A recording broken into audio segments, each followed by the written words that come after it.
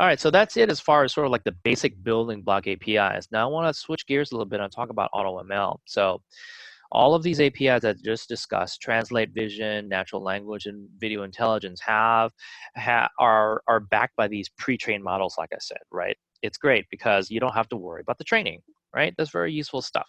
However, maybe you have a special use case. Maybe your industry, you work in the medical field, and maybe all of the images that you work with are medical images, like maybe MRIs or X-rays and things like that. Or maybe your company works in construction and everything's a construction blueprint.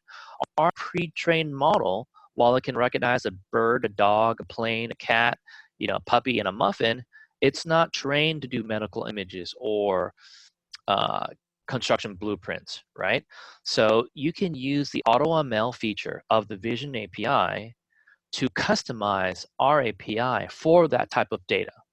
So without much machine learning expertise, you can take our API, you can take our pre-trained model and customize it for your data set, all without having to know a lot of machine learning. Okay, so that's why you're moving in the same direction as a data scientist, because you're now doing training, but you don't have to know all of these, the math behind it, right? You just provide us a lot of data of medical images, you provide us a lot of construction blueprints, and then you just let it run for hours, build up a tweaked version of our model, and boom, off you go. You have a new model with which you can ask for new predictions on.